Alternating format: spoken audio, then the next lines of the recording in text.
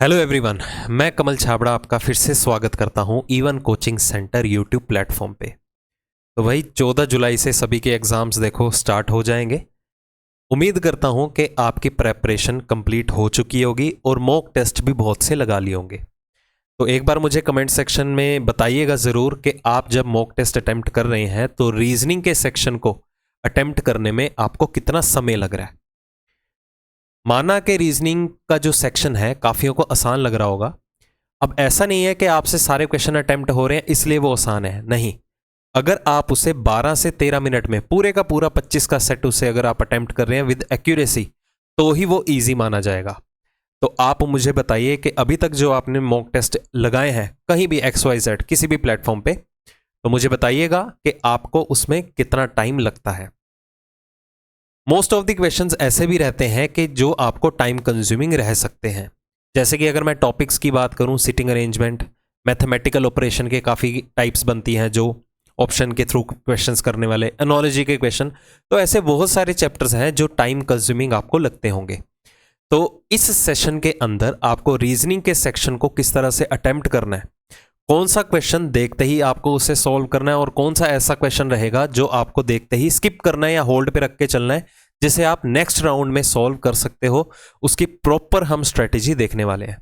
तो ये वीडियो जो है पूरी की पूरी देखिएगा, एंड तक आपके लिए बहुत ही ज़्यादा हेल्पफुल रहने वाली है, क्योंकि हम इस सेशन के अंदर 25 में से 25 क्वेश्चन विद 100% एक्यूरेसी के साथ क्वेश्चन को सॉल्व करने की टेक्निक देखेंगे और बेस्ट स्ट्रेटेजी में आपको क्लियर करूंगा कि आपको एग्जाम में क्वेश्चन को किस तरह से हैंडल करना है।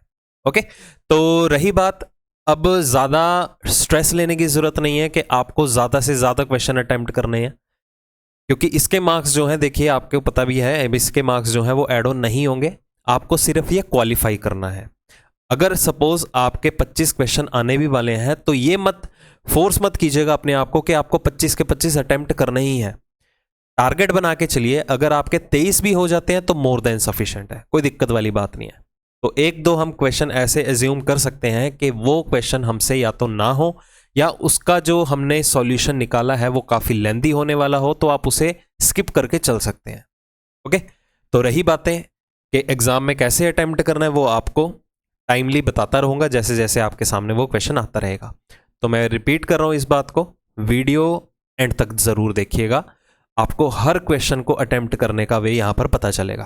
ओके, तो चलिए शुरू करते हैं सेशन का पहला क्वेश्चन। डाइस, अगर आपने सफिशिएंटली प्रैक्टिस कर रखी है तो ये सिंगल गो में अटेम्प्ट होने वाला है, तो कोशिश रहेगी कि उसका डायरेक्ट सॉल्यूशन मैं आपको कन्वे कर दूं। अगर किसी एक क्वेश्चन को अटेम्प्ट करने के अगर अलग अलग तरीके भी होंगे ना, तो वो भी मैं आपके सामने रखने जा रहा हूं। ओके, तो जैसे कि यहां पर आपको देखना है कि हर फेस का अपोजिट निकालने को ही बोला जाता है, तो यहां पर आपको किस फेस का विपरीत फलक निकालना है, 1 के अपोजिट में कौन आने वाला है। तो रियलाइज करते हैं सबसे पहले, जितनी भी आपको ये पोजीशंस दी गई हैं एक ही पासे की, आपको कहीं भी 1 अवेलेबल नहीं हो रहा, कहीं भी अवेलेबल नहीं है। तो आप किन्हीं भी दो पोजीशन को पिक करके हर फेस का अपोजिट फेस निकाल सकते हो। तो अभी तक जितने भी आपने रूल्स सीखे होंगे बाकी प्लेटफॉर्म पे बाकी टीचर से, अगर जिसने मुझसे पढ़ रखा होगा उसको तो पता चल चुका होगा कि इसका आंसर क्या है without pen and paper. But अगर आप किसी और प्लेटफॉर्म से भी पढ़ रखे हैं ना, कोई दिक्कत वाली बात नहीं है। तो आपका टास्क क्या रहेगा, अब सबसे पहले देखेंगे पहली और दूसरी पोजीशन को टारगेट करते हुए। 4 और 2 दोनों में कॉमन आ रहा है, अगर 2 फेसिस कॉमन है तो रिमेनिंग शेष बचे फलक एक दूसरे के विपरीत होंगे, तो 6 का विपरीत कौन बना, 3। इसी तरह अगर मैं पहली और तीसरी फिगर को टारगेट करूं, देखो 4 यहां पर भी है, 4 यहां पर भी है, कहने का मतलब आप पहली और तीसरी फिगर को भी पिक कर सकते हो, दूसरी और तीसरी को भी पिक कर सकते हो। अब पहली और तीसरी को पिक करेंगे तो 4 दोनों में कॉमन है, सिर्फ एक ही फेस कॉमन है। बट अगर मैं दूसरी और तीसरी को पिक करूं तो दूसरी और तीसरे में 2 फलक कॉमन है, कौन कौन से, 4 और 3 इधर भी है, 4 और 3 इधर भी है। अगर 2 फेसिस कॉमन है तो बच गया कौन, 2 और 5, ये एक दूसरे के विपरीत होंगे, तो 1 का विपरीत कौन बना, 4। हमारे पास आंसर आ गया बी ऑप्शन। एक तो ये तरीका हुआ। दूसरा तरीका क्या है, क्वेश्चन को ओरली अटेम्प्ट कीजिए। किस तरह से, आप रियलाइज कीजिए एक चीज, हर एक पोजीशन के अंदर देखो मोस्ट कॉमन यूज होने वाला फेस कौन सा है, कौन सा फलक ऐसा है जिसकी फ्रीक्वेंसी मैक्सिमम है। देखो 4 इधर भी है, 4 इधर भी है, 4 इधर भी है, तो मुझे एक बात बताइए, अगर 4 का विपरीत जो भी फलक होगा वो कौन सा हो सकता है 1 से लेके 6 तक? 1 भी हो सकता है, 2 भी, 3 भी, 5 भी और 6 भी, क्योंकि 4 जो है या कोई भी फेज जो है अपने आप को अपना अपोजिट तो नहीं मानेगा। तो आप ये क्वेश्चन ओरली भी कर सकते थे कि 4 का विपरीत जो है ना तो 2 होगा, ना 6 होगा, ना 3 होगा, ना ही 5 होगा। 4 तो खुद हो भी नहीं सकता। 2, 3, 5, 6, ये 4 फेसेस जो हैं 4 के विपरीत नहीं होंगे, क्योंकि एक रूल है डाइस के अंदर कि जितने भी फेसेस एडजेसेंट होते हैं वो अपोजिट नहीं होते। तो 4 का विपरीत कौन बचेगा? एक ही तो बचेगा। ध्यान से देखिए, 2 भी नहीं होगा, 6 भी नहीं होगा, 3 भी नहीं होगा, 5 भी नहीं होगा, तो बचा कौन? एक ही तो बचा। तो ये ओरली होने वाला क्वेश्चन था। बाकी आप ऐसे भी क्वेश्चन को अटेम्प्ट कर सकते हो, कोई हार्ड एंड फास्ट रूल नहीं है कि जैसे मैं आपको कन्वे कर रहा हूं वैसे ही कीजिए। स्ट्रेस नहीं लेना एंड मोमेंट पे आके, बस आप जितना सीख चुके हो बेस्ट दिया है आपने अपना, बस उसी को एग्जीक्यूट करना है एग्जाम में जाके। ओके, चलो नेक्स्ट क्वेश्चन के ऊपर आते हैं। करेक्ट मिरर इमेज बतानी है हमें, जो आपको ये एक वर्ड अवेलेबल है या कह सकते हैं कि इमेज दी गई है। तो ये लाइन जो अवेलेबल है, इस लाइन के राइट हैंड साइड पे आपको बतानी है इसकी इमेज क्या बनेगी। तो जितना हो सके क्वेश्चंस में जब भी नॉन वर्बल का क्वेश्चन आएगा ऑप्शंस को एलिमिनेट कीजिए। अब इतनी तो आपको रियलाइजेशन हो चुकी होगी नॉन वर्बल के अंदर कि आप जो भी चीजें विजुअलाइज करेंगे उसकी मिरर इमेज क्या बनेगी, चाहे मिरर को वर्टिकली प्लेस किया जाए चाहे मिरर को हॉरिजॉन्टली प्लेस किया जाए। तो पहले तो विजुअलाइज करते हैं, ये जो शब्द दिया गया है इकोनॉमिस्ट, रिवर्स सीक्वेंस में आएगा ना, क्योंकि इसकी इमेज जो है यहां पर बनने वाली है। तो जो सबसे दूर बैठा ऑब्जेक्ट है मिरर के, उसकी इमेज भी उतनी ही दूर बनेगी। तो ये क्वेश्चन ऑप्शन के थ्रू करोगे तो बेस्ट रहेगा आपके लिए। तो इकोनॉमिस्ट, रिवर्स में इकोनॉमिस्ट, स्पेलिंग देखिए ECONOMIST, ऐसा ही होगा। तो ये देखिए ECO यहां पर ठीक है, इकोनॉमिस्ट ये देखो बन रहा है। ये देखो क्या आ रहा है, ई के बाद क्या आना चाहिए था? C, एलिमिनेट करो। ई के बाद क्या आना चाहिए था? C, एलिमिनेट करो। ई के बाद C चाहिए था, एलिमिनेट करो। आंसर आ गया ए ऑप्शन।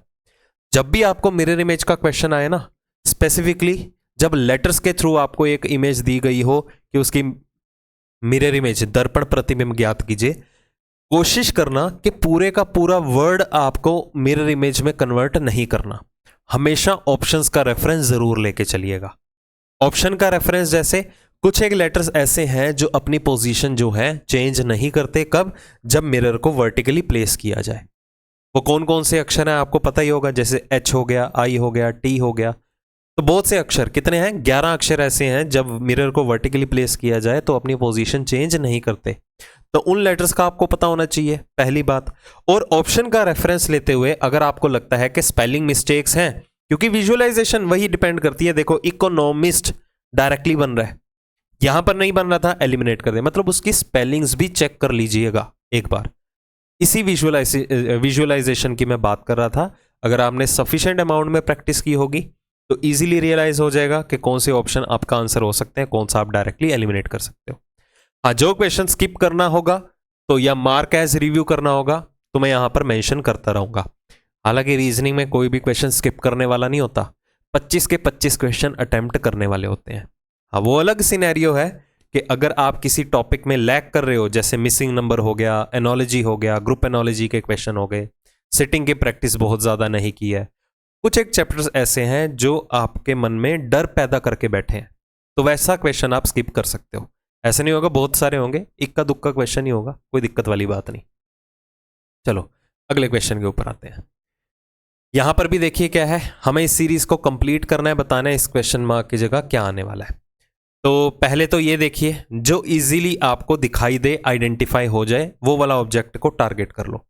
पहले ये स्टार फिगर की बात करें, पहले ऑब्जेक्ट जो है वो वेकेंट है, खाली है, फिर ये फील्ड है भरा हुआ शेडिड, फिर खाली हुआ, फिर भरा हुआ मिलेगा, तो ऑप्शन एलिमिनेट करते हैं, आपका ए और डी एलिमिनेट हो गया।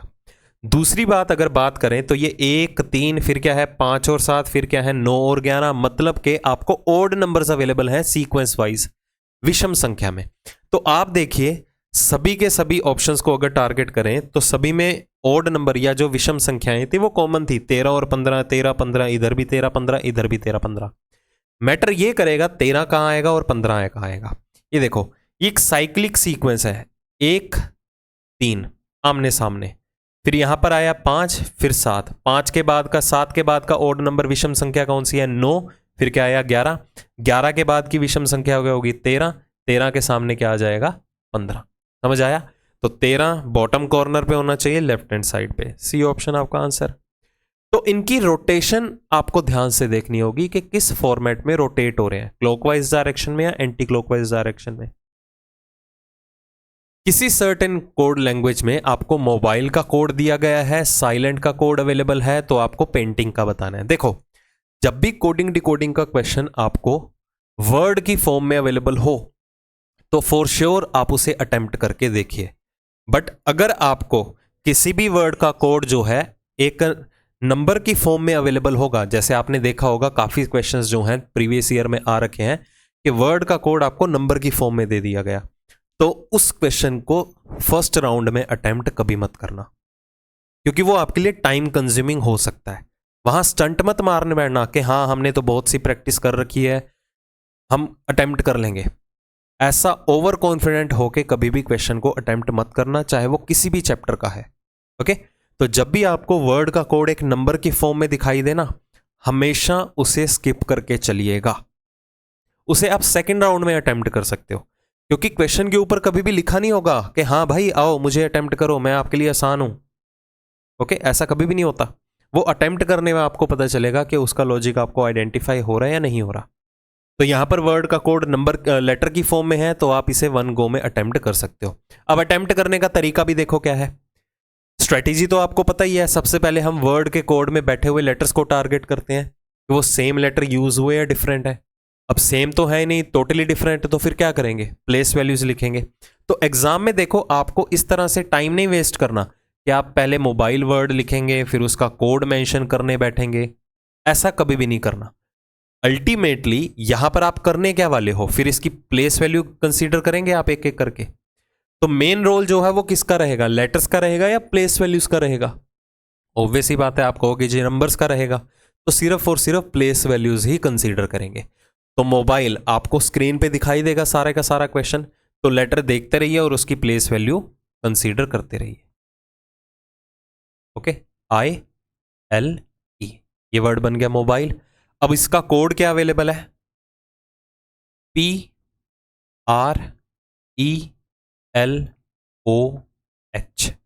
क्लियर? क्योंकि हमें नंबर्स के साथ ही खेलना है अल्टीमेटली। अब देखिए ध्यान से, लेटर टू लेटर कंपैरिजन करते हैं, मतलब नंबर टू नंबर कंपेयर करते हैं कोरस्पॉन्डिंग लेटर के या कोरस्पॉन्डिंग नंबर के साथ। 13 से 16 कितने नंबर बढ़ गए, 3। 15 से 18 3 नंबर बढ़े, यहां पर भी 3 नंबर बढ़े, यहां भी और यहां भी और यहां भी। मतलब हर अक्षर का थर्ड फॉलोड बाय लेटर, तीसरा अगला अक्षर जो है वो कंसीडर किया गया है, कोड में दिया गया है। तो आपको साइलेंट का कोड डिटरमिन करने की जरूरत नहीं है। ऐसा नहीं है कि आपको 2 वर्ड्स के कोड दिए गए हैं, आपको एक का पता चल गया तो आप दूसरे से भी उसे क्रॉस चेक करने बैठे हैं, ऐसा कभी मत करना। एक में कॉन्फिडेंट है ना आप, हाँ अगर इसमें अगर डाउट्स क्रिएट होते कि हाँ यार ऐसे कैसे हो गया, थोड़ी सी कंफ्यूजन आ रही है, तो कंफ्यूजन को दूर करने के लिए आपको दूसरे वर्ड का कोड जज करना है। अगर आप पहले में ही कॉन्फिडेंट हो रखे हैं तो इसको देखने की जरूरत नहीं है, डायरेक्टली इसी के ऊपर आइए। पैरेलली जो है ऑप्शंस को एलिमिनेट करेंगे, but without pen and paper question solve करेंगे। हाँ, हो सकता है कि आपको कोड लिखना पड़ जाए, तो सिर्फ कोड ही लिखिएगा। जैसे P हो गया 16, 16 और 13 19, तो लेटर क्या आएगा S, ऑप्शन एलिमिनेट करो। अब कौन से ऑप्शन पेंडिंग रहे हमारे, A और B। एग्जाम ओरिएंटेड अप्रोच बता रहा हूं, इन दोनों ऑप्शन को ध्यान से देखो, पहले 4 लेटर कॉमन है, ये देखो पहले 4 लेटर कॉमन है, तो ये पूरे का पूरा कन्वर्ट करने की जरूरत नहीं है। 5वां अक्षर यहां पर क्या है, T। हर एक अक्षर में 3-3 नंबर इंक्रीज हो रहे हैं, तो T का प्लेस है 20, 20 में 3 बढ़ा दो, कितना आया 23। लेटर कौन सा होगा, W। तो जो 5वां अक्षर होना था वो W होना था, आंसर आ गया B ऑप्शन। ये एग्जाम ओरिएंटेड अप्रोच। देखो आप इसे एक बार खुद अटेम्प्ट करके देखना, जब आपका स्क्रीन के सामने क्वेश्चन लिखा होगा ना, आएगा, वीडियो को पॉज करो, एक बार उसे आप अटेम्प्ट करो, फिर मेरा तरीका देखिए कि मैं कैसे सॉल्व कर रहा हूं। क्योंकि नो डाउट सारे के सारे क्वेश्चन हो सकते हैं, बट कम से कम टाइम में अटेम्प्ट करना है। रीजनिंग स्कोरिंग बहुत है, जो भी अटेम्प्ट करोगे क्वेश्चन 100% एक्यूरेसी के साथ सही होता है मोस्टली सभी कैंडिडेट्स का, बट डिपेंड ये करेगा स्मार्ट वर्क कौन दिखा रहा है। कौन कम से कम टाइम में ज्यादा क्वेश्चन अटेम्प्ट कर रहा है। ओके, चलिए समझ में आ गया होगा। बाकी आपको ज्यादा फील नहीं लेनी है कि आप पूरे का पूरा वर्ड का कोड ही डिफाइन करने बैठे हो, ऐसा कभी मत करना। ओके, चलो अगले क्वेश्चन के ऊपर आते हैं। अब पूरा वर्ड पढ़ने की जरूरत नहीं है, आपको क्वेश्चन में देखते ही पता चल जाएगा ये ब्रैकेट्स के ये ग्रुप एनोलॉजी का केस है। ठीक है, तो काफियों को बुखार चढ़ जाता है ऐसे क्वेश्चन को देख के। अगर आपके मन में देखते ही डाउट आए ना, मतलब पसीने छूट जाए, यार ये कहां से आ गया, स्किप कर सकते हो। एग्जाम में क्वेश्चंस को रिलैक्स होके अटेम्प्ट करना है, और रिलैक्स होके अटेम्प्ट करना। और लास्ट में एक और चीज आपको बताऊंगा, जिसका भी एग्जाम 14 तारीख को है ना, या जब भी एग्जाम होगा, किसी का 15 को है, किसी का 16 को है, आपके लिए एक बहुत ही इंपॉर्टेंट चीज बताऊंगा सेशन के एंड में। फ्लो टूट जाएगा ना, पहले क्वेश्चन को सॉल्व कर लेते हैं, रिदम में है ना, एक बार सॉल्व कर लेते हैं। लास्ट में एक पॉइंट बताऊंगा आपके, बहुत ही फायदे की बात बताऊंगा। अगर सपोज आप रूटीन में मॉक टेस्ट अटेम्प्ट कर रहे हो ना, 25 में से आपके 22 हो रहे हैं, 23 हो रहे हैं, 21 हो रहे हैं, गारंटी के साथ कहता हूं, एक चीज ऐसी बताऊंगा कि नॉर्मल रूटीन में जितने क्वेश्चन अटेम्प्ट हो रहे हैं आपके, उससे 2 या 3 क्वेश्चन एक्स्ट्रा ही अटेम्प्ट होंगे। ठीक है, एक अप्रोच बताऊंगा बट लास्ट में। चलिए, ग्रुप एनोलॉजी का केस है, तो पहली बात आपको नंबर से रियलाइज हो रहे हो कि हाँ इजीली कनेक्शन बनाया जा सकता है, तो इस क्वेश्चन के ऊपर बैठिए, रुकिए, अटेम्प्ट करके देखिए। नहीं आपको रियलाइज हो रहा, क्योंकि देखते ही नंबर्स को पता चल जाएगा कि वो क्वेश्चन सोल्व होने वाला है इजीली या नहीं होने वाला। कनेक्शंस बन जाते हैं ना, जैसे कि यहाँ पर कनेक्शंस कैसे बनेंगे, 18 5 90 ऐसा हमारे माइंड में आएगा, कैलकुलेटिव बनेगा, कैलकुलेशंस आएंगी दिमाग में। ठीक है, 7 को 5 से गुना करो 35, ऐसा भी कुछ आएगा दिमाग में, तो मतलब इजीली सॉल्व किया जा सकता है। अगर फिर भी रिस्क नहीं लेना चाहते तो आप इसे फर्स्ट राउंड में स्किप कर सकते हो। मार्क एज रिव्यू जरूर कर लेना, क्योंकि आपके सामने तो ऑनलाइन एग्जाम होगा, तो उसमें यहाँ पर स्लाइड में राइट हैंड साइड पे आपको क्वेश्चन नंबर लिखा आ जाएगा, उसका कलर ही चेंज हो जाता है कि अगर आप क्वेश्चन को स्किप करके चल रहे हो तो वो रेड कलर का हो जाता है, अगर आप उसे मार्क एज रिव्यू करते हो तो उसका कलर डिफरेंट होता है, शायद ब्लू या पर्पल कलर का होता है। ओके, हालांकि जब आप एग्जाम देने जाएंगे तो 10 मिनट का आपको टाइम मिलता है इंस्ट्रक्शन सारी की सारी रीड आउट करने के लिए, तो उसे ध्यान से पढ़ लेना। ठीक है, चलो, तो मार्क एज रिव्यू कर सकते हो, अदरवाइज अगर सफिशिएंट प्रैक्टिस कर चुके हो आप इसकी, तो आप ट्राई कर सकते हो। जैसे कि अगर हम दोनों ब्रैकेट्स को ध्यान से देखें, तो जो बीच वाला नंबर है वो 7 का मल्टीपल है, 5 का गुणनफल है, 7 नहीं 5 का मल्टीपल है, 7 का नहीं है, 90 थोड़ा है, 7 का मल्टीपल 5 का गुणनफल है कौन, 90 भी है और 35 भी है। अब इसे एक बार 5 से डिवाइड करके देखो, 90 को जब आप 5 से डिवाइड करोगे तो कितना आ जाएगा, 18। इसी तरह 35 को 5 से डिवाइड करके देखोगे तो कितना आ जाएगा, 7। यही होएगा। अब आपको ये देखना है, इधर 18 ऑलरेडी था बट इधर 7 नहीं था, तो और क्या चीज कर सकते हो, इन दोनों नंबर्स को अगर मैं यूज करूं, ध्यान से देखिए, 36 में से 18 कम करोगे तो भी तो 18 आता है, 15 में से 8 कम करोगे तो कितना आता है, 7। अल्टीमेटली मुझे 7 पकड़ में लाना था, यहां अल्टीमेटली मुझे 18 पकड़ में लाना था। 18 पकड़ में लाता तो 2 चीजें हो सकती थी, या तो इसी 18 को कंसीडर किया गया हो, या तो दोनों का डिफरेंस लिया गया हो। इस 18 को अकेला कंसीडर नहीं करेंगे, क्योंकि यहां पर 36 की वैल्यू कहां जाएगी फिर। ओके, तो यहां पर सिंपल सा केस था कि सेकंड नंबर किस तरह से क्रिएट हो रहा है, कि जो फर्स्ट और थर्ड नंबर का डिफरेंस है, ठीक है, डिफरेंस जो है उसका 5 टाइम्स कर दिया गया। पहले और तीसरी संख्या का डिफरेंस ले लो, घटा दो दोनों को आपस में और उसका 5 गुना कर दो। जैसे 14 को 5 में से माइनस करें तो कितना आ गया, 9। 9 को 5 से गुना करेंगे 45, बिल्कुल ठीक है। बाकी ऑप्शंस गो थ्रू करने की जरूरत नहीं है, क्योंकि वहां से ही आपको क्लू मिल रहा था कि जो बीच वाली वैल्यू है वो 5 का मल्टीपल है, ये 5 का मल्टीपल नहीं है, ये 5 का मल्टीपल नहीं है, तो डायरेक्टली आप एलिमिनेट कर सकते थे। ये 5 का मल्टीपल है, 12 में से 8 कम करो 4, 4 को 5 से गुना करोगे तो इधर 20 होना चाहिए था। ओके, आप ऑप्शन के थ्रू भी ऐसे कर सकते थे सॉल्व।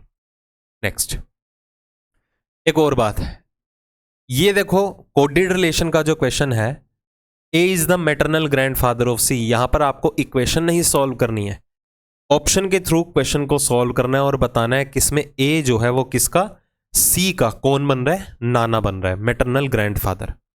होने को बहुत आसान होते हैं क्वेश्चन, अगर आपने ऐसी क्वेश्चन को अटेम्प्ट करने की अप्रोचेस सीख रखी हैं।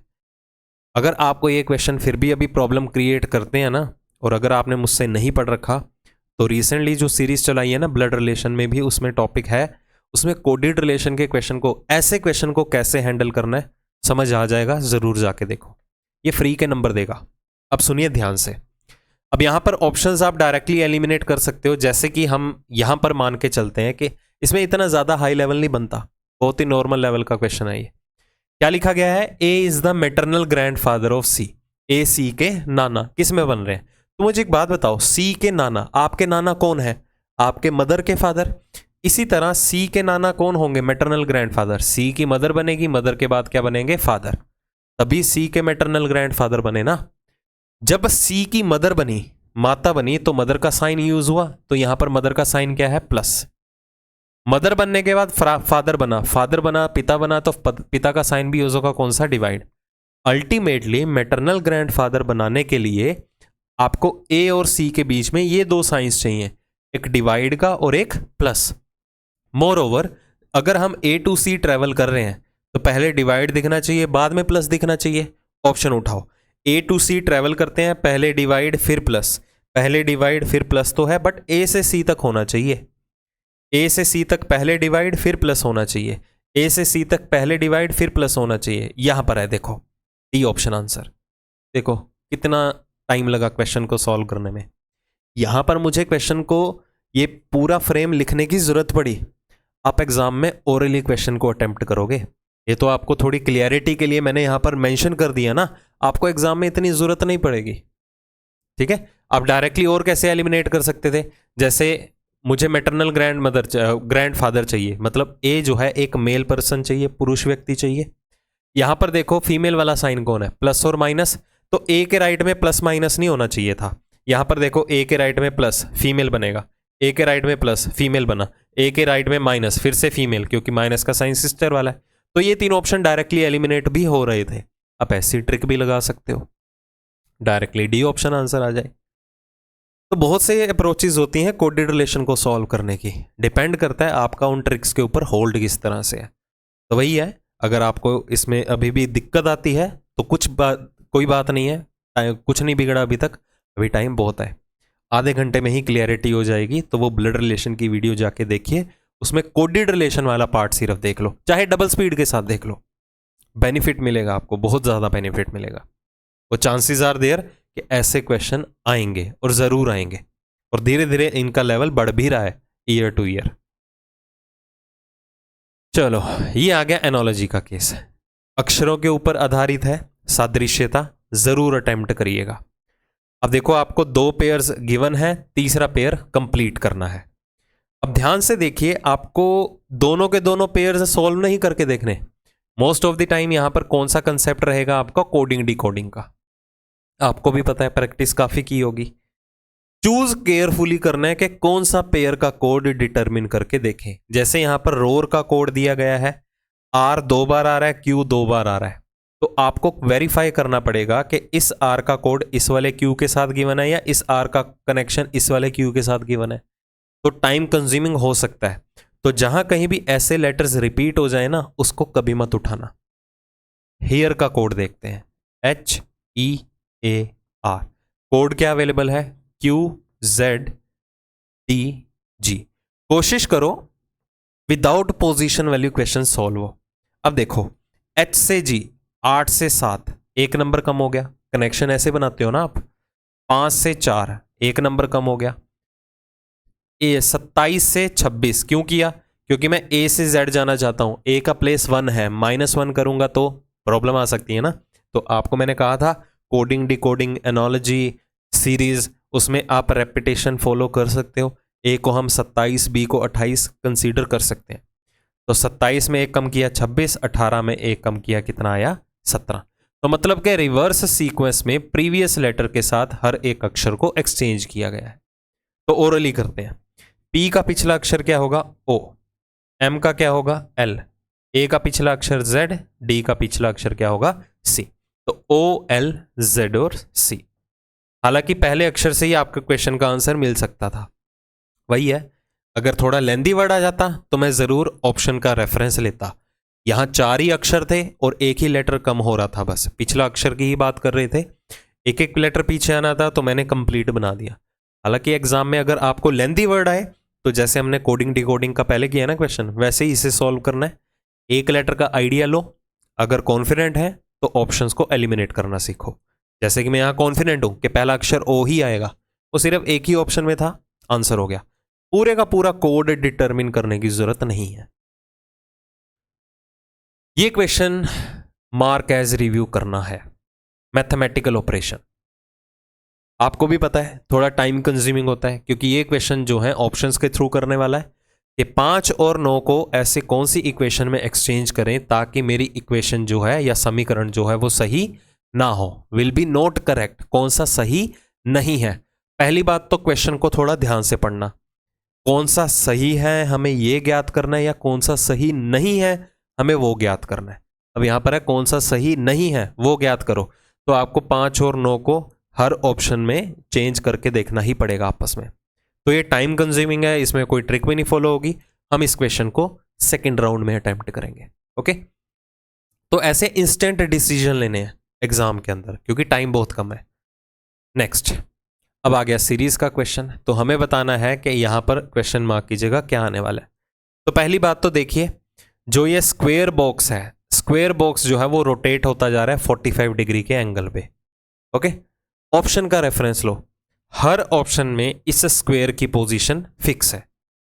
ठीक है, टिल्ट नहीं, टेढ़ा नहीं है, फिक्स पोजीशन पे ही है। ठीक है, तो स्क्वेयर को जज करने की जरूरत नहीं है। मैटर क्या करेगा, ये लाइंस, ये देखो लाइंस जो है कम हो रही हैं, बढ़ रही हैं, कम हो रही हैं, बढ़ रही हैं, इस तरह से। ओके, तो पहली गो में अगर आपको ये क्वेश्चन अटेम्प्ट करना है तो कीजिए। अगर आपकी प्रैक्टिस इतनी सफिशिएंटली नहीं है तो आप इसे भी मार्क एज रिव्यू कर सकते हो। मैं स्किप की बात नहीं कर रहा हूं, स्किप मतलब क्वेश्चन अटेम्प्ट करना ही नहीं है, क्योंकि बहुत ही ज्यादा टाइम कंज्यूमिंग होगा। बट रीजनिंग का हर एक क्वेश्चन जो है वो अटेम्प्ट करने वाला होता है, एक्सेप्ट कि आपको सिटिंग और पजल का क्वेश्चन हाई लेवल का आना आ जाए, तो उस क्वेश्चन में आपको स्किप करना है। Otherwise mark as review last में होगा ना इधर, कि आप उसे बाद में अटेम्प्ट कर सकेंगे। या आपको क्वेश्चन आता है, अभी के लिए टाइम कंज्यूमिंग लग रहा है, तो हम सेकेंड राउंड में इसे अटेम्प्ट करेंगे। तो पहले फर्स्ट राउंड में जितने क्वेश्चन कवर कर सकते हो वो कर लो। जैसे अगला क्वेश्चन ये आ गया, यहां पर भी ग्रुप एनोलॉजी अवेलेबल है। 452, 50 और 63 से 452 क्रिएट करना है, तो वही बात आती है। 35 और 30 से 260 क्रिएट करना है, क्योंकि छोटे नंबर से ही बड़ा नंबर क्रिएट करना।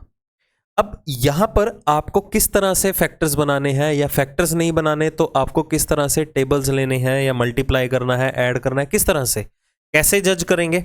बड़े नंबर का यहां पर यूनिट प्लेस कितना है, 2। यहां पर एक है 50 और यहां पर 63 है, मतलब कि मुझे 63 को ऐसे नंबर से मल्टीप्लाई करना है कि उसका जो गुणनफल रहेगा ना, जो भी नंबर से मल्टीप्लाई करेंगे उसका जो इकाई का अंक रहेगा, यूनिट प्लेस रहेगा, वो 2 आए। क्योंकि 50 के जितने भी मल्टीपल्स लोगे यूनिट प्लेस आपको 0 ही मिलने वाला है। तो 63 को 2 से गुना करेंगे यूनिट प्लेस 6 आ जाएगा, 3 से गुना करेंगे यूनिट प्लेस 9 आएगा, 4 से गुना करेंगे यूनिट प्लेस कितना आएगा, 2। मतलब कि 63 को जब मैं 4 से गुना करूंगा तो मेरे पास आंसर कितना आ जाएगा, 252। रिजल्ट क्या गिवन है, 452। मतलब 452 अगर क्रिएट करना भी है तो 252 में कितना जोड़ना पड़ेगा, 200 जोड़ना पड़ेगा। और ये 200 कहां से क्रिएट कर सकते हो, 50 से। तो सिंपल सा फंडा है, दोनों नंबर्स का 4 गुना लेके दोनों को आपस में जोड़ दिया गया, हिट एंड ट्रायल।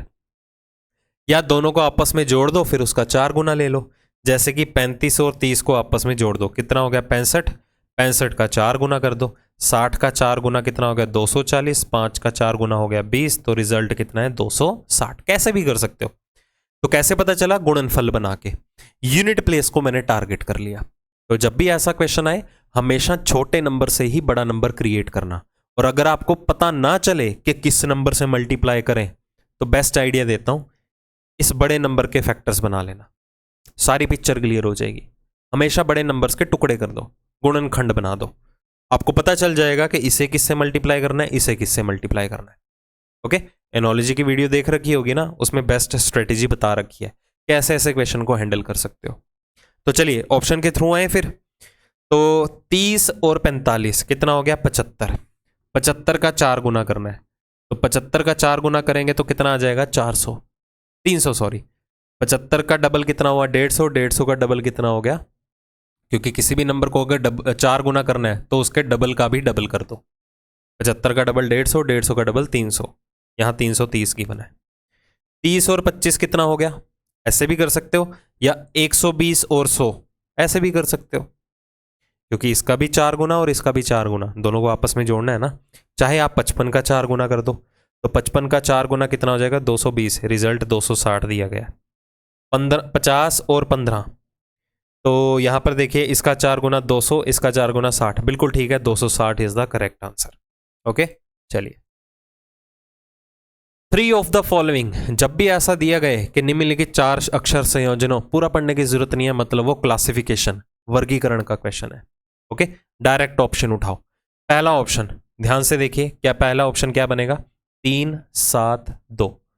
दूसरा ऑप्शन क्या बनेगा, 6 25 9। हमेशा क्वेश्चन को इस तरह से सॉल्व करना है, क्योंकि हमें देखो पहले एक ही ऑप्शन से तो आंसर मिलने नहीं वाला, क्योंकि क्लासिफिकेशन का यही ड्रॉबैक है, आपको कम से कम 2 ऑप्शंस तो गो थ्रू करने ही पड़ेंगे। ओके, तो जब भी आपको क्वेश्चन को सॉल्व करना हो, सिंप्लीफाई करने के लिए, कम टाइम में सॉल्व करने के लिए, हर एक लेटर की पोजीशन वैल्यू लिख दो और ऑप्शंस क्रिएट कर दो। लेटर्स के साथ कभी मत खेलना, टाइम कंज्यूमिंग हो सकता है। अभी तो इसमें 3 अक्षर है, कोई दिक्कत वाली बात नहीं है। अगर लेंदी वाला क्वेश्चन आ गया फिर कैसे करोगे। चलो कंपेयर करते हैं। 3 से 7 4 नंबर बड़े, 7 से 2 5 नंबर कम हो गए, इधर 4 नंबर बढ़े, इधर 5 नंबर कम हो गए। क्या इससे हमें लॉजिक का पता चला? नहीं, हमें थोड़ा पता चलेगा कि यही आंसर है। अगला ऑप्शन देखते हैं। 3 से 7, पहले से दूसरे में 4 नंबर बढ़े, देखो पहले से दूसरे में 4 नंबर बढ़ के आंसर आया, नहीं। पहले से दूसरे में 4 नंबर बढ़ के आंसर आया, पहले से दूसरे में 4 नंबर बढ़े, नहीं बढ़ रहे, मतलब इसका कुछ डिफरेंट ही सीन चल रहा था। अब ऐसा भी नहीं है कि हम पहले से दूसरे, दूसरे से तीसरे तक ही टारगेट करेंगे, कुछ और भी कर सकते थे। जैसे कि अगर मैं पहले ऑप्शन को ध्यान से देखूं और बाकियों को ध्यान से देखूं कि उन सभी ऑप्शन में पहले से तीसरे लेटर में 3 का इंक्रीमेंट आ रहा है प्लेस वैल्यूज में। 18 से 21 कितने नंबर बढ़े? 3।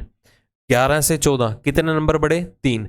इकलौता यही ऑप्शन है जिसमें पहले से तीसरे अक्षर में 1 नंबर कम हो रहा है, तो यही मेरा ऑड वन आउट था, यही मेरी विषम था। ठीक है, विषम को ही तो चुनना था, आंसर आ गया ये ऑप्शन। चलो यहां पर भी ग्रुप एनोलॉजी, तो 12 42 7, तो क्लियरली पता चल रहा है 42 के टुकड़े ध्यान में आएंगे, 7 भी गिवन है, 7 गुना 6 42 आ गया। इसी तरह 52 है, 8 के टेबल पे तो 52 नहीं आता, बट 13 के टेबल पे आता है, 13 चौके 52, मतलब के 7 को 6 से गुना किया, कैसे? 12 का आधा लेके। यहां पर 13 को 4 से गुना किया, कैसे? 8 का आधा लेके।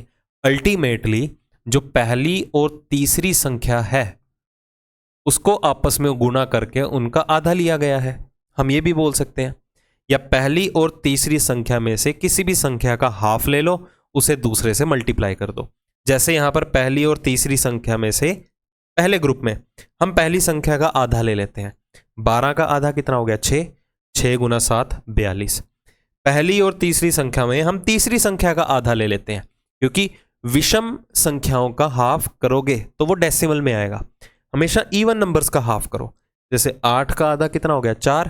13 को 4 से गुना कर दिया, 52। यही चीज तो कर रहे हैं। या दोनों का प्रोडक्ट लेके 2 से फर्दर बाद में डिवाइड कर देना। जैसे यहां पर देखिए 8 का आधा कितना हुआ? 4, बट ये 43 गुना 4, ये 43 का मल्टीपल नहीं है ना, एलिमिनेट। 9 को किससे गुना करेंगे? क्या ये 9 का मल्टीपल है? एलिमिनेट। ठीक है, आगे देखिए ये 7 का मल्टीपल है? नहीं है, एलिमिनेट। तो ये आंसर आ गया। चेक कर लो, 9 का डबल करना पड़ेगा, क्योंकि 4 का आधा कितना हुआ? 2। 9 गुना 2 कितना आ गया? 18। लेटर से रिलेटेड है, अटेम्प्ट करना। लेटर से रिलेटेड चाहे क्लासिफिकेशन आए, लेटर से रिलेटेड चाहे सीरीज का क्वेश्चन आए, लेटर से रिलेटेड चाहे आपको एनोलॉजी आए, सादृश्यता, पक्का अटेम्प्ट करना 1 गो में। विंडो का कोड गिवन है, टिकट का कोड गिवन है। मैंने क्या कहा था? जो पेयर है ध्यान से पिक करना। अब यहां पर देखो पहला और आखिरी लेटर कॉमन है, इधर भी पहला और आखिरी लेटर कॉमन है, तो कोई भी उठा सकते हो। जैसे कि अब विंडो का कोड हमें दिया गया है, अब इस W का कनेक्शन इस X के साथ भी हो सकता है और आखिरी वाले X के साथ भी हो सकता है। तो पहले और आखिरी अक्षर को छोड़ो, बाकियों को कंपेयर करो। I कितना हो गया? 9, x कितना हो गया 6। लेटर टू लेटर कंपेयर कर रहे हैं, देखो इस तरह से कि हमें विंडो का कोड दिया गया है एक तरह से कितना XFOELX, इस तरह से है ना। देखिए तो I से F कितने नंबर बढ़े, बड़े नहीं है, कम हुए, कितने 3 नंबर कम हो गए। हाँ 3 नंबर कम हो गए। 14 से 15 1 नंबर बढ़ा, 4 से 5 1 नंबर बढ़ा, ठीक है, इधर 1 नंबर बढ़ा, इधर 1 नंबर बढ़ा। 15 से 12 3 नंबर कम हो गए। W से X 1 नंबर बढ़ा, इधर भी 1 नंबर बढ़ा। मतलब किसी में 1 का इंक्रीमेंट आ रहा है और किसी में 3 का डिक्रीमेंट आ रहा है। बस ये देखिए ध्यान से कि इसमें 3 का डिक्रीमेंट क्यों आया, क्योंकि यहां पर ये I और O क्या थे, वोवल्स थे।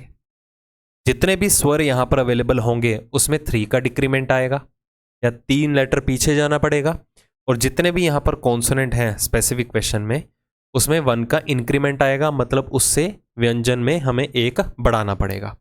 अगर आप इस पे कॉन्फिडेंट हैं तो डायरेक्टली इसी का कोड डिटरमिन करो। जैसे R एक कॉन्सोनेंट है तो 1 नंबर बढ़ेगा, 1 नंबर बढ़ा 18 से 19, पहला अक्षर होगा S, ये ऑप्शन और ये ऑप्शन बाहर निकला। फिर वही बात आती है, इधर है SB, इधर है SH, मतलब अगले अक्षर से आंसर मिलने वाला है। E क्या है, एक वोवल है, तो वोवल्स में क्या हो रहा है 3 का डिक्रीमेंट, 5 में 3 कम कर दो, 2 लेटर क्या आ जाएगा B, B, A option answer, ये भी एलिमिनेट है। ठीक है, कॉन्फिडेंट होके, पूरा क्रिएट करने की जरूरत नहीं है क्योंकि वर्ड लेंथी था। कोडिंग डिकोडिंग में हमेशा ध्यान रखना, ओके, क्योंकि टाइम कंज्यूमिंग हो जाएंगे। फिर 1.5-2 मिनट तो आप इसी पे लगा देंगे, हर एक चीज अगर आप डिटेल में करने रहे। ठीक है, तो जितनी चीजें थी कॉन्फिडेंस बढ़ाने वाली आपने बढ़ा ली हैं। अगर थोड़ा बहुत लैक भी कर रहे हो ना, अभी वक्त है, 1-2 दिन का टाइम है, आराम से तसल्ली कर लो, इस चीज को इम्प्लीमेंट करके देखो। ऐसा नहीं है कि हाँ मैंने सर से समझ ली है, एग्जाम में मैं भी कर लूंगा। वहां पर जाके मैं बार बार बोल रहा हूँ, स्टंट नहीं मारने, ओवर कॉन्फिडेंट नहीं होना, हवा में नहीं आना। ठीक है, धड़म से गिरोगे नीचे, हवा में उड़ोगे तो आराम से तसल्ली से कर लेना। चाहे आप 10 सेकंड एक्स्ट्रा लगा लो, कोई दिक्कत वाली बात नहीं है, ओके, क्योंकि क्वालिफाइंग नेचर का है। ये नहीं है कि मुझे 200 में से 200 लेने हैं, उसकी तरफ मत जाओ।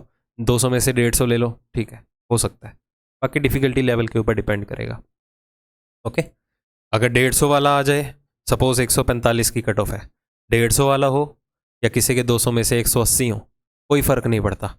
मैटर क्या करेगा, मेंस में कितना स्कोर किया है, क्वालिफाई दोनों ही कर रहे हैं। ठीक है, चलो आया ना। देखो लेटर सीरीज से रिलेटेड पक्का अटेम्प्ट करो। पहला लेटर कंपेयर करते हैं। देखो ये हो गया 4, ये 7, ये 10, ये 13, 3-3 नंबर बढ़ रहे हैं। 13 और 3 कितना हो गया 16, पहला अक्षर आ गया P, आपका C और B ऑप्शन एलिमिनेट। अगले ऑप्शन अगले लेटर से ही आंसर आने वाला है, क्योंकि दूसरा अक्षर इधर R है और इधर Q है। चलो 1, 5, 9, 13, कितने कितने नंबर बढ़ रहे हैं 4 4, 13 और 4 कितना हो गया 17, लेटर आ गया Q, आंसर आ गया D ऑप्शन। बस एग्जाम में इतना करना है। नेक्स्ट, कौन से 2 साइन और कौन से 2 नंबर को आपस में इंटरचेंज किया जाना चाहिए ताकि आपका समीकरण जो है वो सही हो। इसे भी मार्क एज रिव्यू करिएगा। ठीक है, मार्क एज रिव्यू करके चलिएगा। उम्मीद मत रखना कि हाँ कोई भी क्वेश्चन आएगा तो मैं ऑप्शंस को एलिमिनेट कर लूंगा। वही बात आती है, क्वेश्चन के ऊपर नहीं लिखा होगा, वो जब अटेम्प्ट करने जाएंगे ना तब आपको रियलाइज होगा। बाकी आपने प्रैक्टिस के दौरान ये सब चीज़ें ध्यान में देख रखी होंगी कि कुछ एक क्वेश्चन आते हैं ऐसे जहाँ पर ऑप्शंस भी एलिमिनेट नहीं होते, फिर आपको ऑप्शन चूज करना पड़ेगा। तो बेहतर है इसे सेकेंड राउंड में अटेम्प्ट करेंगे। मार्क एज रिव्यू कर लिया अभी हमने, ठीक है, बाद में देखते हैं। पक्का अटेम्प्ट करना है। सम बल्ब आर स्विचेस, कोई भी कुछ बल्ब जो है स्विच हैं, कोई भी स्विच जो है वो वास नहीं है, और सारे के सारे फैन जो हैं वो स्विच हैं। ठीक है, तो मिक्स सिचुएशन आएंगी, आपको श्योरिटी के केसेस भी आएंगे, आपको पॉसिबिलिटी के केसेस भी आएंगे। जैसे कि पहला ही क्वेश्चन क्या है पॉसिबिलिटी का, क्या लिखा हुआ है, some bulbs being fans is a possibility. क्या ये संभावना है कि कुछ बल्ब जो है वो फैन का हिस्सा हो सकते हैं? जी बिल्कुल हो सकते हैं। पॉसिबिलिटी में मैंने आपको पॉइंट बता रखा है कि जब किन्हीं 2 चीजों के बीच में कोई भी रिलेशन ना गिवन हो देन एवरीथिंग इज पॉसिबल, कुछ भी उन दोनों के बीच में संभावना हो सकती है। नो फैन इज अ वास, श्योरिटी वाला केस है निश्चित रूप से, कहता कोई भी फैन जो है वो वास नहीं है, तो सिंपली है गिवन है, ये भी ट्रू है।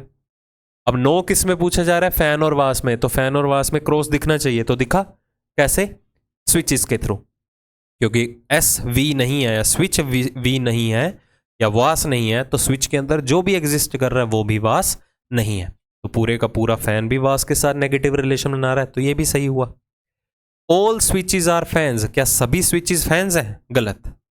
सारे फैंस स्विचेस हैं बट सारा स्विच फैन नहीं है, स्विचेस का कुछ हिस्सा फैंस बन के बैठे हैं, बट ये तो सभी ऑल की बात कर रहा है, तो फॉल्स।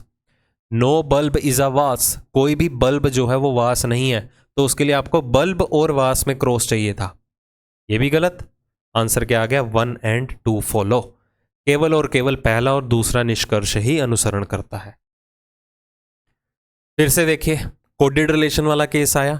अब इसमें आपको क्या करना है, इस इक्वेशन को सॉल्व करना है, तो वही बात आती है, रिक्वायरमेंट देख लो, के रिलेटेड टू डब्ल्यू, के डब्ल्यू से कैसे संबंधित है, के और डब्ल्यू की पोजीशन पकड़ो, कहाँ कहाँ है, के यहाँ पर है, डब्ल्यू यहाँ पर है, मतलब पूरी इक्वेशन को सॉल्व करना ही पड़ेगा। ओके, अगर आपको लगे कि इसमें आपकी स्पीड कम है, टाइम लग जाता है, तो आप स्किप कर सकते हो, सेकेंड राउंड स्किप नहीं, मार्क एज रिव्यू कर सकते हो, अटेम्प्ट जरूर करना है, ठीक है, फ्री के नंबर देके जाता है। वैसे कोशिश, मैं उम्मीद करके चल रहा हूं कि सफिशिएंट प्रैक्टिस कर रखी होगी, तो इसे 1 गो में अटेम्प्ट करो, दिखते ही अटेम्प्ट करो, क्या है, इक्वेशन ही तो सॉल्व करनी है, बाकी डिमांड के ऊपर जाना है। अगर जैसे यहां पर होता ना, क्यू का एम से रिलेशन बताओ, तो हम सिर्फ क्यू से लेके एम तक ही इक्वेशन को सॉल्व करते, बाकी इक्वेशन का सॉल्यूशन बहुत ही आसान होता है, इक्वेशन सॉल्व करना ज्यादा टफ टास्क नहीं है। अब ध्यान से देखिए, सभी में ए डिफाइन हो रहा है, ये देखो फर्स्ट प्लेस पे पहला बैठा पर्सन डिफाइन हो रहा है, मतलब स्ट्रेट का केस है। ओके, सिर्फ साइन का मीनिंग मैटर करेगा, जैसे हैश, हैश का मतलब क्या है, मदर, तो कौन किसकी मदर बनेगी, W is the mother of Q, W बनेगी मदर किसकी, क्यू की, क्यू का जेंडर नहीं पता। अब आया एट द रेट का मतलब क्या है, सन, तो क्यू जो है वो टी का बेटा बना, क्यू अगर टी का बेटा है तो वो तो डब्ल्यू का भी बेटा है, तो डब्ल्यू और टी कौन हुए, वाइफ और हस्बैंड, या टी और डब्ल्यू कौन हुए, हस्बैंड और वाइफ। फिर आया एम्परसेंट का साइन, एम्परसेंट क्या कहता है, ब्रदर, तो कौन किसका ब्रदर बनेगा, टी वाई का ब्रदर, टी जो है वो वाई का क्या है, भाई है।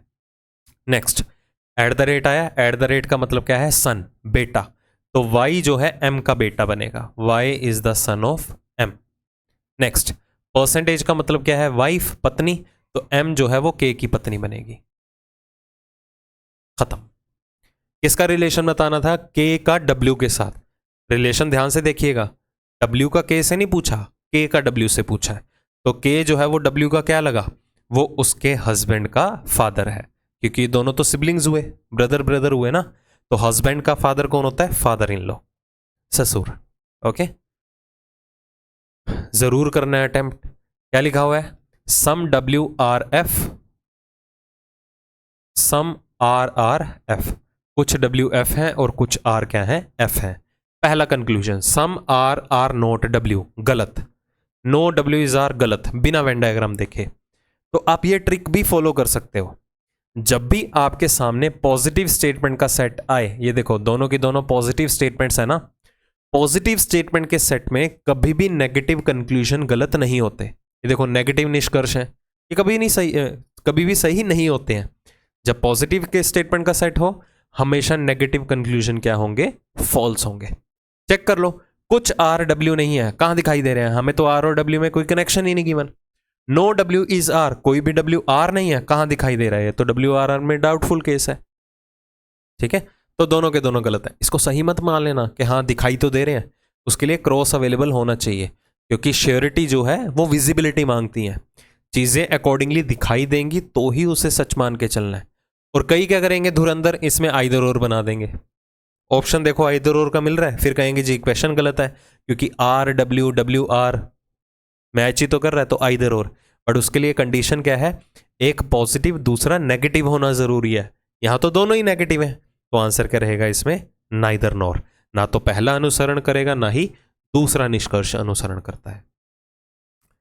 किसी सर्टेन कोड लैंग्वेज में आपको ब्रेक का कोड दिया गया है, कलर का दिया गया है, ट्रिंग का बताना है, तो मैंने कहा था जब भी वर्ड का कोड एक नंबर की फॉर्म में हो तो आप स्किप कर सकते हो, अगर आप नजर मारना चाहते हो तो नजर मार भी सकते हो कि जितने भी आपको लेटर्स दिए गए हैं पहले ये चेक करो क्या हर लेटर की position value as it is दी गई है या दाईं ओर से दी गई है, बस इतना देखना है और कुछ भी नहीं देखना। अगर एज इट इज दी गई हो, जैसे मैं कहता हूं एस की पोजीशन अगर आपको 19 दिया गया हो या आपको 8 दिया गया हो सीक्वेंस में, तो ट्राई कीजिए 19 क्या है एस का प्लेस बाईं ओर से, 8 क्या है एस का प्लेस दाईं ओर से। तो लेफ्ट और राइट से पोजीशन आपको ओरली याद होने चाहिए, ठीक है। अब जैसे कि देखो बी का प्लेस कितना होता है 2, आपको 2 अवेलेबल है। आर कितना होता है 18, आपको 18 भी अवेलेबल है। ई की जगह 2 दे दिया या 21 दिया। अब देखो के की जगह 11 भी दिया गया है, ये देखो मतलब ई के लिए 2 यूज हुआ, ए के लिए 1 यूज हुआ। जितने भी कॉन्सोनेंट्स हैं, जितने भी व्यंजन हैं, उनकी तो position value as it is ले लिया है सेम, बट जितने भी वोवल्स हैं वोवल की प्लेस वैल्यू सीक्वेंस के हिसाब से है। जैसे ये 5 वोवल्स होते हैं तो सीक्वेंस के हिसाब से है। जैसे कि यहाँ पर ई का कौन सा स्थान होता है सीक्वेंस वाइज वोवल्स में, दूसरा, तो ई का कोड 2 हो गया। ए पहले स्थान पे आता है तो ए का कोड क्या हो गया 1। समझ आ गया। तो आप ऐसे क्वेश्चन को सॉल्व कर सकते हो। तो नजर मारनी है ऊपर से, अगर आपको डायरेक्ट लिंक ना मिले ना इनकी तरह, फिर एक क्वेश्चन आप होल्ड पे रख सकते हो। और ऐसा भी हो सकता है कि आपको क्विट भी करना पड़ जाए या स्किप भी करना पड़ जाए क्वेश्चन, ये कर सकते हो। स्ट्रिंग का कोड बताना है, टी कॉन्सोनेंट है 20, ठीक है, आर कॉन्सोनेंट है 18। ओके, वैसे करने की जरूरत नहीं थी क्योंकि सभी ऑप्शन में देखो 20 18 कॉमन थे, चलो कोई बात नहीं। आई क्या है, एक वोवल है, व्यंजन सॉरी स्वर है, कौन से नंबर पे आता है, तीसरे नंबर पे, ठीक है। तो आपका ये ऑप्शन एलिमिनेट, ये भी एलिमिनेट। आगे देखिए क्या गिवन है, एन जी, एन का मतलब 14, जी का मतलब 7, लास्ट में 147 आना चाहिए, सी ऑप्शन आंसर। कंपेयर करो ऑप्शन को, डायरेक्ट एलिमिनेट कर दो। Correct combination of mathematical signs to sequentially replace. अच्छा, ये क्वेश्चन भी आपने देख रखे होंगे, मैथमेटिकल ऑपरेशन, ये भी ऑप्शंस के थ्रू करने वाला है। मार्क एज रिव्यू कर दो, ऐसे क्वेश्चन मार्क एज रिव्यू जरूर करना, अटेम्प्ट मत करने बैठना, बाद में देखते हैं। आगे देखिए, ये जरूर कर लेना, ये क्या है, सीक्वेंस वाइज वर्ड्स को अरेंज करना है according to the English dictionary, ठीक है।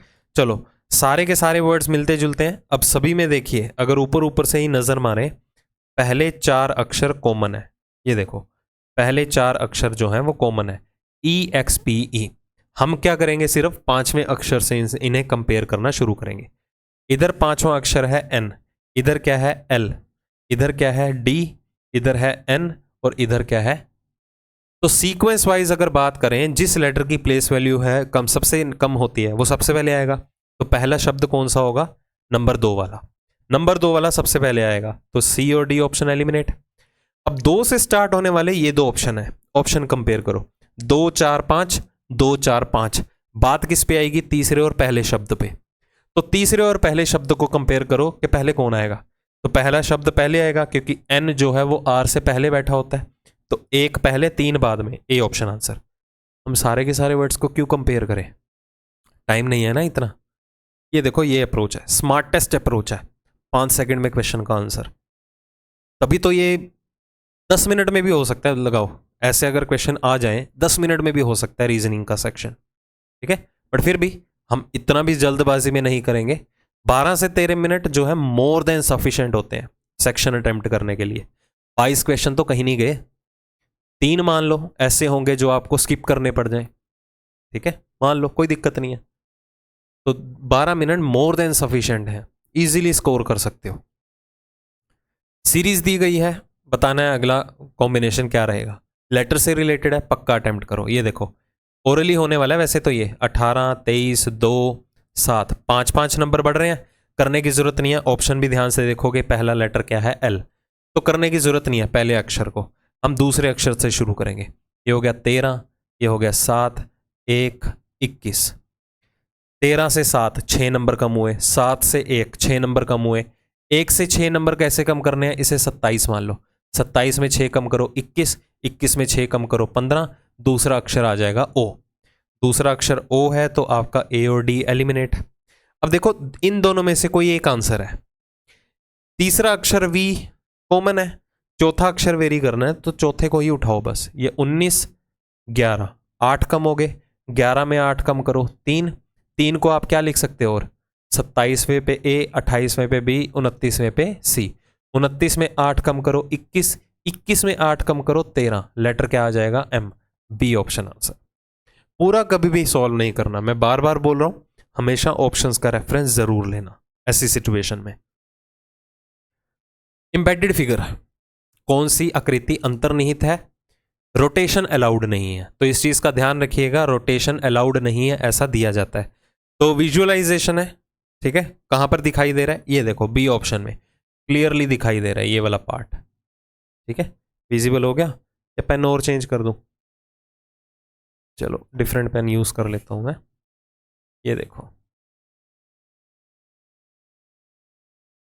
ठीक है, सेम फिगर अवेलेबल है। नंबर सीरीज, चलो बेस्ट अप्रोच डिफरेंस, 1 से 22 रहने दो, बीच में से शुरू करो हमेशा सीरीज को। जब भी एक लेंथी सीरीज आए ना, बीच में से शुरू करो। 44 से 67 कितने नंबर बढ़े? 23। इधर कितने नंबर बढ़े? 24। ये 23 बढ़े, ये 24, तो आगे 25 बढ़ा दो। 25 बढ़ाएंगे 91 और 25 कितना हुआ? 116। ये ऑप्शन। स्टार्टिंग से करोगे आप ही का टाइम वेस्ट होगा, करना है कर लो, मेरा क्या जाता है। ये देखो 22, ये 21, सीक्वेंस आपको कॉन्टिन्यूटी जज करनी होती है ना, तो कभी भी स्टार्टिंग से मत उठाओ, बीच में से सीरीज आप उठा सकते हो। हाँ, अगर आपको कॉन्टिन्यूटी का आइडिया ना लगे तो आप इनको यूज करो, आपको कोई फोर्स तो नहीं कर रहा भाई, पहले 2 भी करने ही करने हैं। कॉन्टिन्यूटी जज होगी तो बीच में से उठा के आंसर आ गया मेरा, ठीक है। चलो 25वां, ओड वन आउट। चलो पहले को दूसरे से कंपेयर करते हैं। 7 और 71 में क्या रिलेशन है? इंटू 10 + 1, ठीक है। 10, 7 को 10 से किया 70 + 1 71, 11 को 10 से किया 110 + 1, मतलब 3 में हो रहा है इंटू 10 + 1। 8 से 81 भी सेम बना, ये नहीं बनेगा, 121 आना चाहिए था, ठीक है। तो हमने 25 क्वेश्चन अटेम्प्ट कर लिए। अब आते हैं कौन कौन से क्वेश्चन को हमने मार्क एज रिव्यू किया था, ठीक है, मार्क एज रिव्यू। अब सारे क्वेश्चन करने वाले थे, अब कोई भी क्वेश्चन उठा सकते हो क्योंकि कोई भी स्किप करने वाला नहीं था। तो आपके पास तो स्क्रीन पे होगा आपके सामने, ठीक है, ये तो हमने कर लिया था, तो आप डायरेक्टली पिक कर सकते हो। जैसे कि ये वाला क्वेश्चन, अगर आपको लगे कि ये स्किप करने वाला है तो कर दो, कोई इशू नहीं है, बट इजीली सॉल्व हो जाएगा। कैलकुलेशंस के ऊपर होल्ड होना चाहिए। जैसे 5 और 9 को आपस में इंटरचेंज करना है और हमें देखना है कौन सा कथन सही नहीं है या समीकरण सही नहीं है। 5 और 9 इंटरचेंज करते रहो। डिवाइड और मल्टीप्लाई का ध्यान रखिएगा कि वो एक साथ ना हो। अगर डिवाइड और मल्टीप्लाई एक साथ हैं तो आप सिंगल स्टेप में डिवाइड और मल्टीप्लाई मत करना एक साथ, ओके। जैसे कि यहां पर देखो, मल्टीप्लाई इधर है, डिवाइड इधर है, तो एक ही स्टेप में डिवाइड भी कर सकते हो, मल्टीप्लाई भी कर सकते हो। तो पहले इक्वेशन में 5 और 9 को मैं इंटरचेंज कर रहा हूं। आप शुरू से भी कर सकते हो, आखिरी से भी सॉल्व करना देख सकते हो, करना तो ऑप्शन के थ्रू ही है। तो डायरेक्टली हम करेंगे, यहां पर रिलेशन बनाएंगे,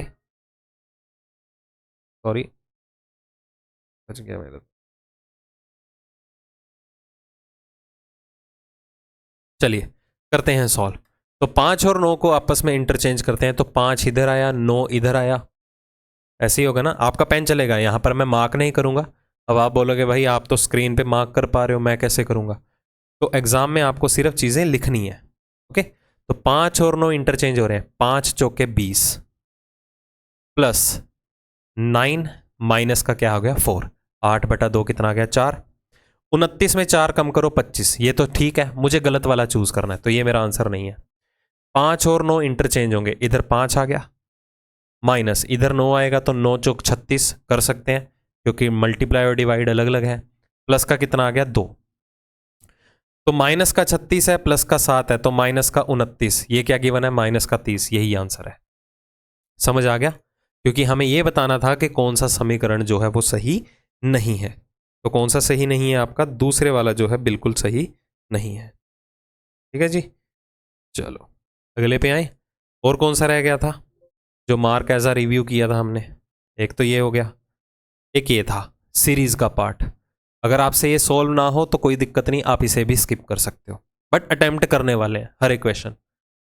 अब देखो मैंने क्या कहा था, अगर ध्यान में हो तो यहां पर जो स्क्वायर ब्लॉक है इसकी तो पोजीशन सेम ही है। यहां पर मैटर क्या करेगा, ये जो ट्रायंगुलर शेप में ऑब्जेक्ट बैठे हैं, आप इन ट्रायंगुलर शेप में जो ऑब्जेक्ट्स हैं इनकी लाइंस कंसीडर कर सकते हो। पहली बात, जैसे इधर लाइंस कितनी है 3, इधर कितनी है 4, इधर कितनी होगी 5, ये एक लाइन काउंट कर रहा हूँ, एक, ये 2, क्या हो गया भाई,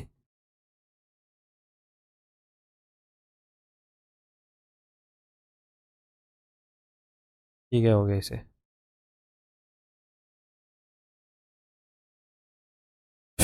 अच्छा वहां पर आ रहे हैं, ये आ गया। हाँ क्या बात कर रहा था मैं, ये एक लाइन है, एक, ये 2, ये 3, ये 1 2 3 4, ये 5 है, ये 6 है, ये 7 है। तो जो फिगर रहेगी उसमें 8 लाइंस वाला आएगा कोई ना कोई। इधर कितनी है, 9 लाइंस हो गई, ये देखो 1 2 3 4 5 6 7 8 9 लाइंस हो गई, 8 लाइंस होनी चाहिए।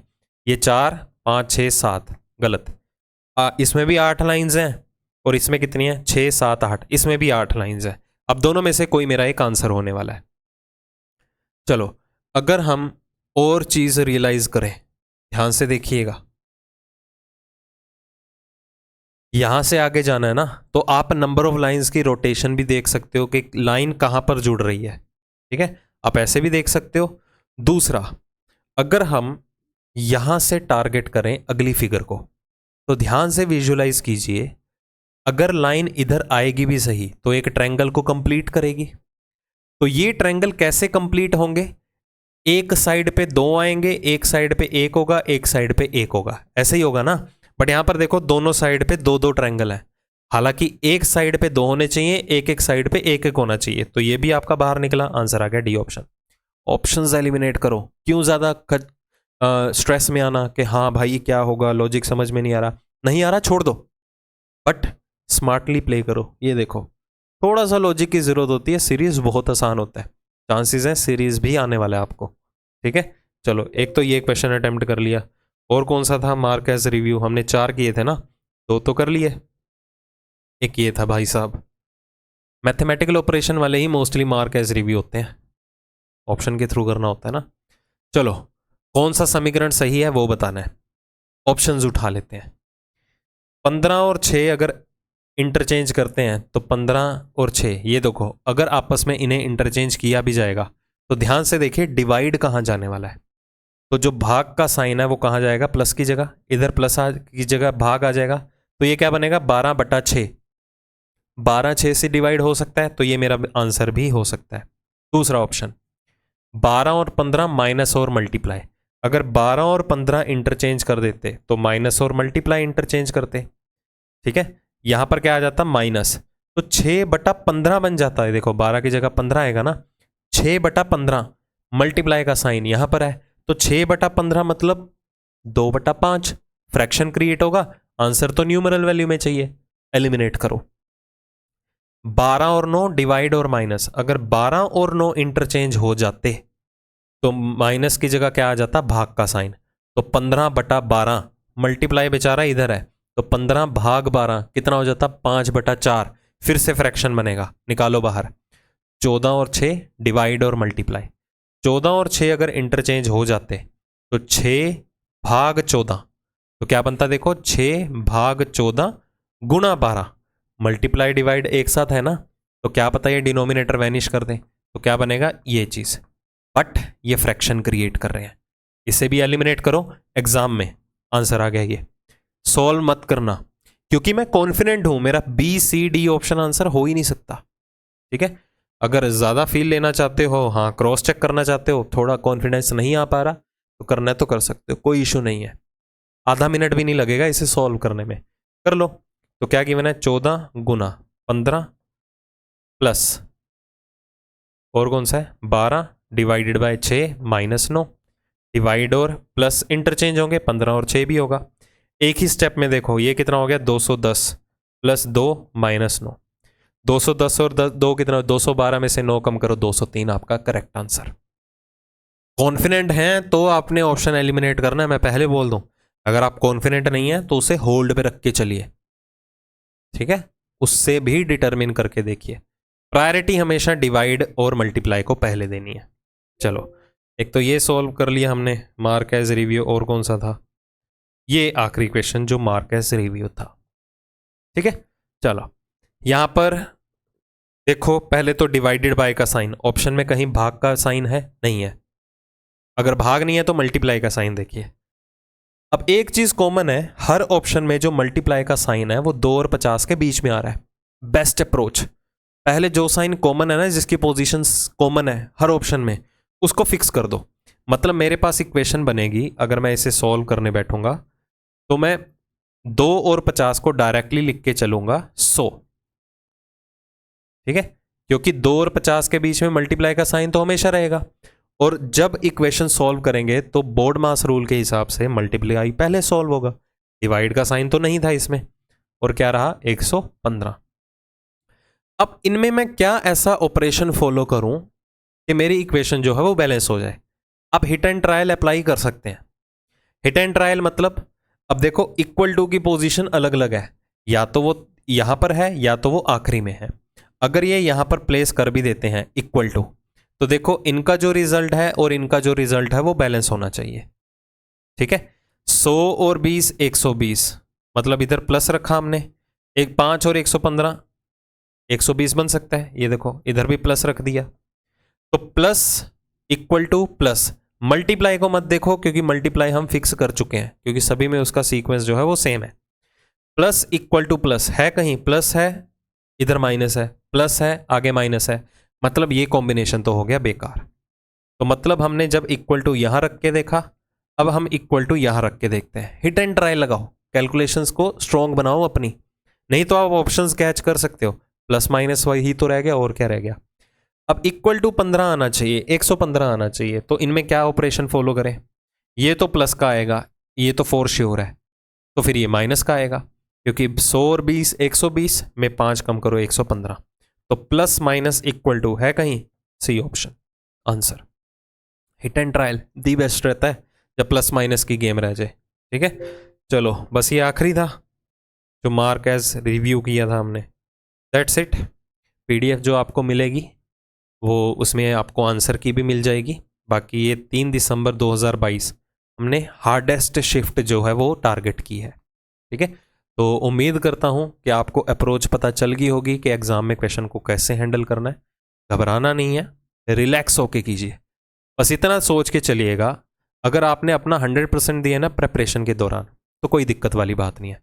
अगर आपको लगता है कि काफ़ी टफ लेवल के क्वेश्चन आ रहे हैं, तो एग्जामिनर की आपके साथ खुंदक नहीं है कि वो आपके साथ रिवेंज ले रहा है या बदला ले रहा है किसी चीज़ का। अगर आपके लिए टफ है, मेरे लिए भी टफ है, साथ वाले के लिए भी टफ है, मतलब सभी के लिए टफ है। अगर आपको इजी लग रहा है तो वो सभी के लिए इजी होगा। बस रिलैक्स होके करना। ठीक है, जो भी क्वेश्चन अटेम्प्ट करोगे उसकी आपको प्रॉपर नॉलेज होगी।